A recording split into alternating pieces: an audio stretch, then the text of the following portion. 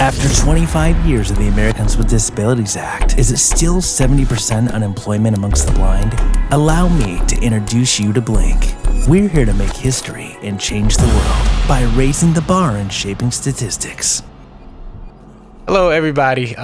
This is going to be a special glimpse into Blink. We have a chance to talk to the premier sponsors of Blink, where employment becomes reality for the blind and deafblind. And we're here with the proprietors of Logan Tech, which makes the 6-dot Braille Maker. So on the line, we have Glenn and Kevon. How you doing? How are you? Good. How are you? We are better than excellent over here. So let's go ahead and jump right in. We have Logan Tech, which makes a few different products dealing with Braille and learning. So you guys can tell us just a little bit about that and kind of you all's history, and we'll take it from there. Sure. Well, this is Glenn Dobbs, and we founded Logan Tech because I have a son named Logan who is nonverbal and has severe autism. And we developed a product called the Prox Talker for Logan, and it's a communication device to help him because he can't talk. And it uses movable pictures that are encoded with RFID tags, radio frequency tags, that he can select from and put on the device. And it enabled him to very simply make communication utterances, using this device. It would speak for him. And then we learned that we could use this device for people who had visual impairments or were completely blind and also couldn't talk. And so we were using the Prox Talker with tactile symbols for kids who were blind and had autism and couldn't talk. And they could just select by feeling these objects and then placing them on the machine, and it would speak for them, and they could make choices and say what they wanted to do using that machine. And that got us interested in working with Braille. We use the same technology, RFID technology, to make what's called the Braille Coach, which has Braille embossed RFID tags. And you use that to practice the Braille alphabet so you can learn the alphabet faster and practice independently wherever you are with a battery-powered device. All of these devices are customizable, and you can program them. And so you can make them say whatever you want them to say.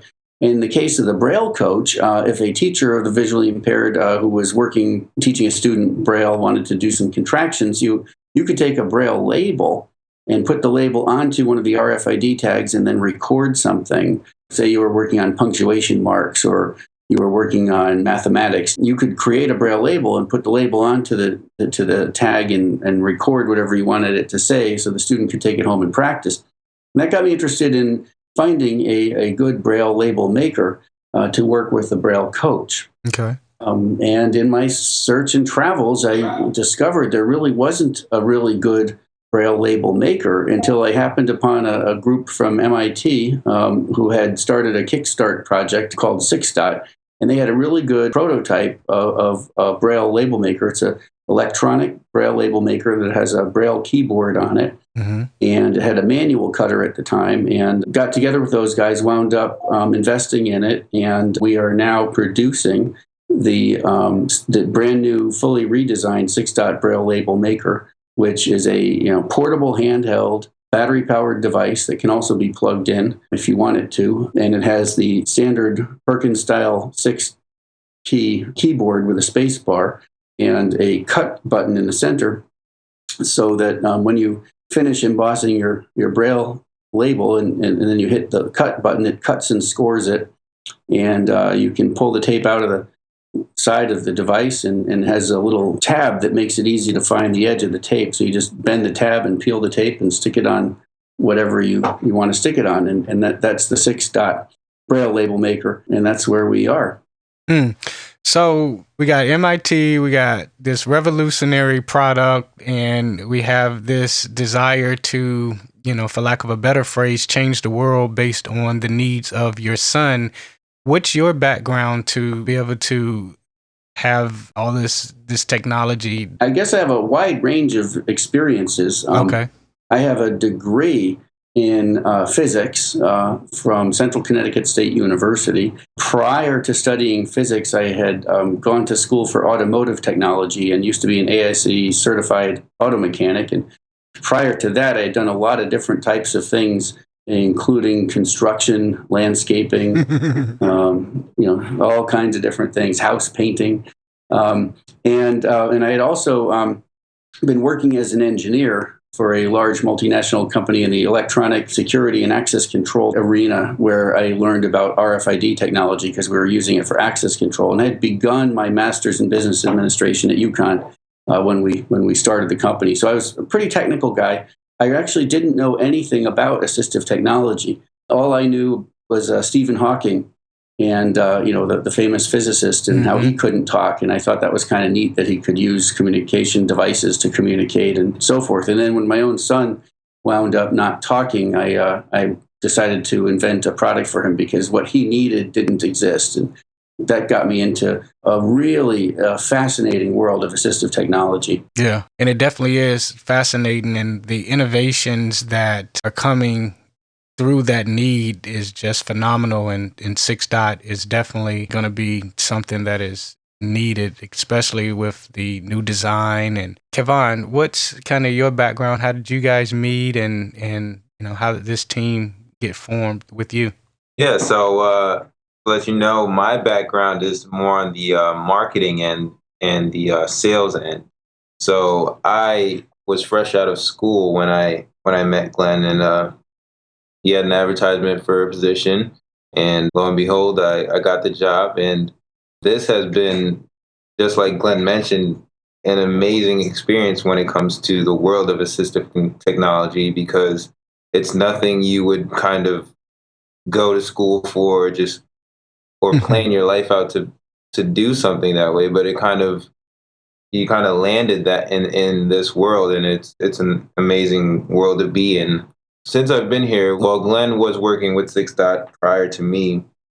And since I've been here, we've been doing both the communication and the Braille end of things as well. So this has just been an amazing experience, and I'm glad I've had the opportunity to land here. And you guys travel and your marketing, your sales, and just talking to people about it. What's generally the response that you guys are getting? From both ends, it's number one, innovative, and it's really necessary. These are products that people really seem to need, and when we do find the people that need it, it works perfectly for them. So the response is always positive. We've gotten great feedback from our customers as far as what we can do to change, what we can do to adapt, and how we can make things better. But the main response that we get is just that everyone's really happy with what we've gotten, what we've given them. And so, Glenn, getting the patents and kind of putting this whole thing together, was that a hard process? Was it something that you were kind of used to with your background, or? Well, I always thought, I've had a lot of ideas over the course of my career. And, I used to build and race electric cars in college and electric motorcycles and scooters. And everyone was like, oh, start a business. And I never really felt that there was a good enough idea until we stumbled on the Prox Talker, because it was personal. It was for my son, and I got some help from my family to get started, and my family were entrepreneurs, so they were in a position to get me a leg up, which was really helpful. It's hard to get started. And then we filed for patents. We're sort of still ongoing in the patent arena. We've got a couple of issued patents, and we've got several pending and a few about to issue. And 6-Dot has a patent, and we're also applying for another one. So we're trying to protect the intellectual property as well. But being that it's such a small market, it's hard to say if anyone's going to try to enter that. But there are a few big players in the Braille arena. But from a business perspective, there's two aspects to it. There's the wanting to be prosperous aspect, which is, always what everybody wants to do. But at the other end of it, I feel personally driven to do what we're doing. After seeing the results of my own son benefiting from it, and all the other kids that have benefited from the Prox Talker and ProxPad products, and then learning, I had never imagined when we started the company that we would be operating in the area of Braille. And as I had mentioned earlier, the Prox Talker itself lent itself by nature of how it works to working with people who had multiple disabilities. And I wound up learning about Braille and realizing how crucial Braille was to the quality of life for blind people. Specifically, I had heard a statistic that said that something like only 20% of blind people in the United States know Braille, and also 90% of the employed blind people know Braille. And so I looked at that and I said, boy, people who don't learn Braille as a kid who are blind are really not going to have a lot of opportunity. And so I kind of jumped on the bandwagon of Braille. I realized, with our technology, we could make the Braille coach. And then when I stumbled on 6-Dot, I realized this is a really good idea. It's in our philosophy to try to change the world. And, it's funny, everybody wants to change the world. And here we are. I actually think we're going to do it. And, and at least we're going to play a role in moving things in the right direction. So as a company, we are firmly behind the idea that Braille literacy is a must for young people who either are born blind or go blind early in life, to get them into literacy. Mm-hmm. You're really not truly literate if you don't know Braille, if you're blind.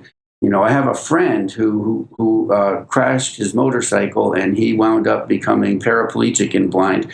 But he was in his late 30s when he had his accident, mm-hmm. and he was a very technically savvy guy. And he was already literate. He had gone through school. He knew what letters were. He knew how to use a computer. So he does just fine with audio and JAWS and all of that. But if you are growing up blind and you don't have Braille, you really will never be truly literate. And so I think it's the responsibility of our education system to ensure that anybody who's growing up blind and being educated as a blind person must have Braille. And I'm sure you probably share that perspective. Oh, yeah. But this was a new thing to me. And given that we were in a position to develop technology for it, I decided that this is something we're going to get behind as a company. So that's kind of a new direction, and that's where we're at. Yeah. And it's a bunch that you mentioned. As far as me getting behind it, I share both views. I've only been completely blind for about 9 years. I'm 39 now. And so, of course, I went through school and was literate. But early on, I was visually impaired. So I did learn Braille and learn how to use, the electronic typewriter and all of that great stuff. So I understand both aspects of it, and I use them both kind of interchangeably. Now, I don't just sit down and read a book in Braille. I'm more of an auditory learner, but I definitely use Braille displays, especially for speeches and things of that nature. So I can understand both of the arguments. And I also understand when you really speak about changing the world. And that's one of the things that we looked at when looking at the sponsorship, what was the belief? What was the innovation in what is going on and what's needed in our community? And I was ecstatic to partner with you guys and work together to change the world, because it's definitely something needed, in our community, especially at the price point that you guys are offering it at, and just the market. The world is open. It's a universal language in our community, and it's definitely needed. What is the dimensions? What's the price point? What's kind of the sales strategy? Sure. Yeah. The price is $599. Okay. And that's $599. And that comes with 2 rolls of tape and the batteries. The dimensions, I would say it's the size of half a football. Anyone who's held a football in their hand. Okay. It's about 8 inches, 9 inches wide. But if you spread your hand pinky to thumb, that's about how wide it is, and it would fit in the palm of your hand. It's about 3 inches tall, weighs about 1.5 pounds, and is powered by 6 AA alkaline batteries, or you can use an optional plug-in transformer if you're going to have it at your desk. As far as the sales and marketing strategy. We're actually learning how that works. I think many blind people get information a little differently than the sighted people. Mm-hmm. We're learning that there's a lot of people listening to podcasts and radio shows and things that initially I was unaware of. We have been going to trade shows, assistive technology trade shows, and there's a significant word of mouth traveling. We're also exploring Facebook and Twitter and the usual, YouTube and all of that. And it's an interesting journey. That's what's fun about working with Devon.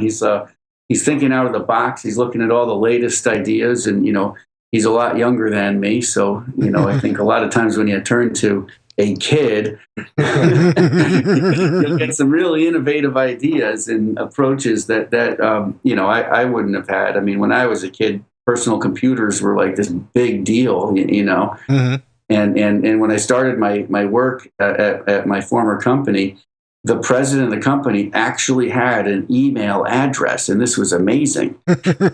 So things are very different now, and information travels differently. So we're actually looking for help from networks such as yours, who have access to people who are listening. And if anybody has ideas, feel free to throw them to me or Devon. We're always listening on how to get the word out. Definitely. But we're a vendor for the Massachusetts Commission for Blind Services. Okay. We do work already with a number of public schools. In many cases, I think our products would be a mandatory component of any blind child's education. So there's no reason that they shouldn't have access to this technology. Many of our purchases are coming from working adults for the Braille Label Maker, people who have jobs and are working, and this is a major convenience item. So I think you'll see all different areas of the spectrum, from people who have their own money to spend for the stuff they want, to people who are learning.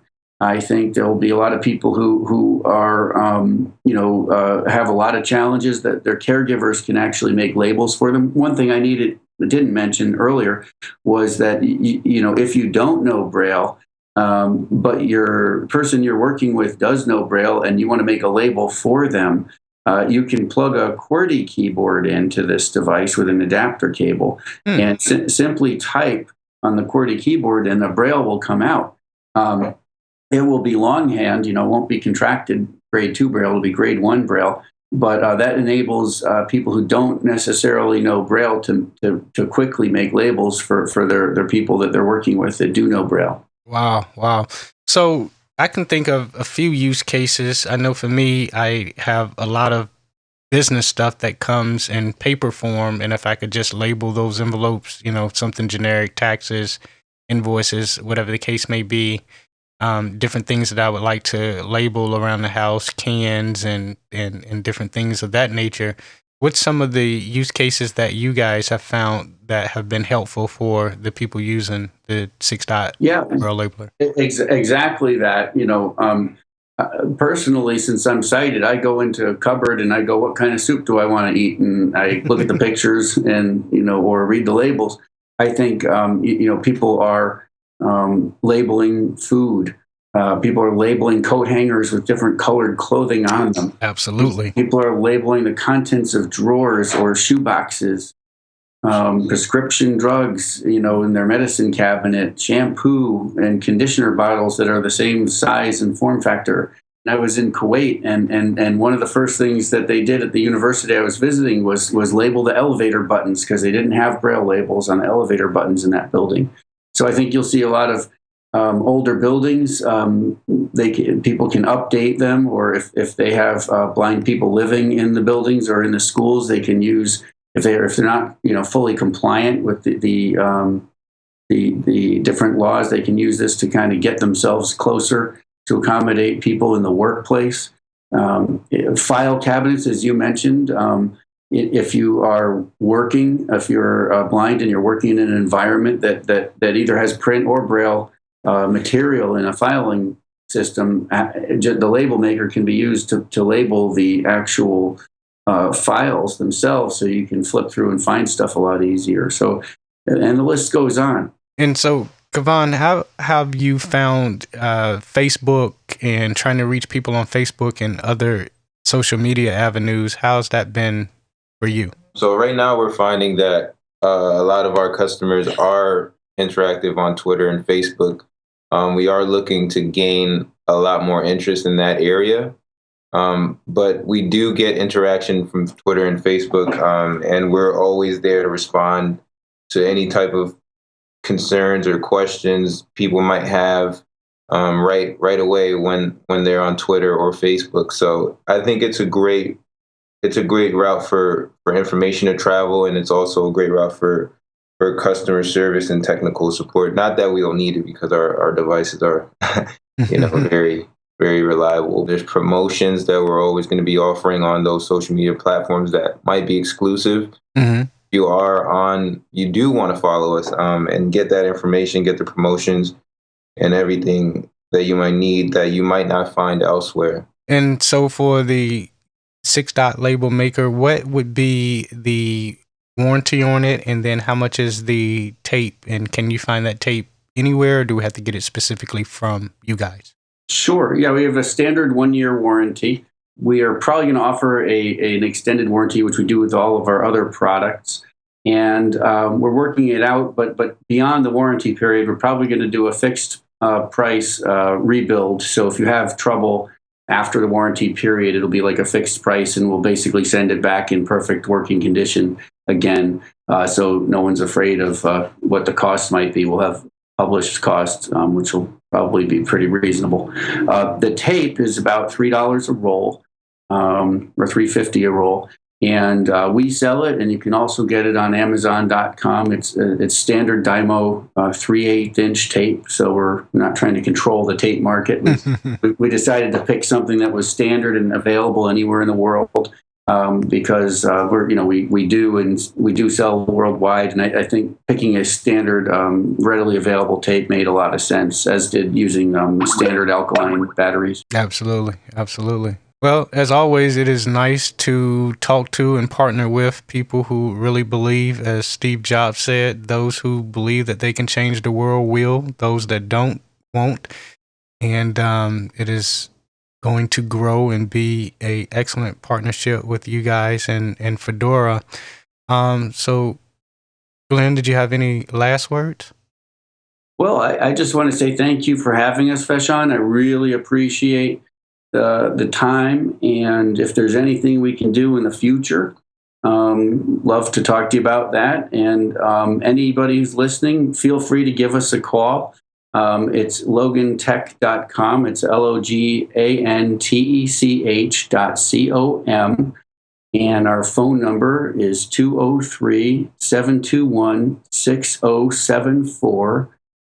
And email at info at Logan Tech, LOGANTECH.com.